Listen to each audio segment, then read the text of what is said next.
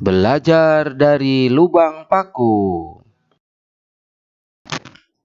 Kisah seorang anak yang memiliki kondisi temperamen yang begitu buruk. Lalu ia diberikan sebungkus paku oleh ayahnya. Ayahnya pun berkata terhadap anaknya, "Nak, jika kamu sedang marah, pukullah paku ini ke pagar." Hari pertama, ia menancapkan paku sebanyak 37 buah ke pagar dengan kesalnya.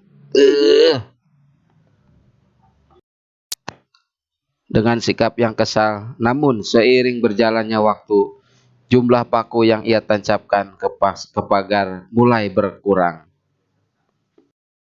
Hingga pada suatu waktu, ia berhasil tidak menancapkan satupun paku ke pagar tersebut.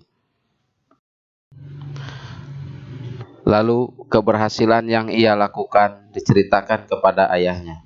Lalu ayahnya mulai menyuruh mencabut semua paku yang ia tancapkan di pagar sebelumnya. "Begitu ya ceritanya."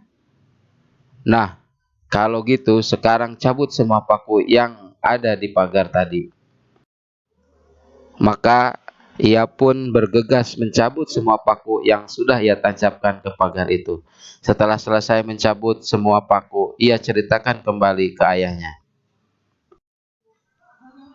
Lalu ayahnya mengajaknya keluar untuk melihat pagar tersebut dan berkata, "Bagus nak, kamu sudah menyelesaikan tugasmu dengan baik.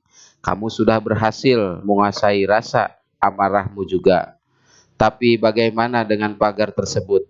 Masih tetap ada lubang yang tersisa dan dari tancapan paku itu." Lalu ayahnya pun mulai memberikan penjelasan singkat dengan berkata, "Lubang paku ini seperti amarah yang kau lontarkan kepada orang lain, nak. Mungkin kau berhasil meminta maaf kepadanya dan tak akan mengulanginya. Namun, apakah luka yang akan mereka terima bisa dengan cepat sembuh?"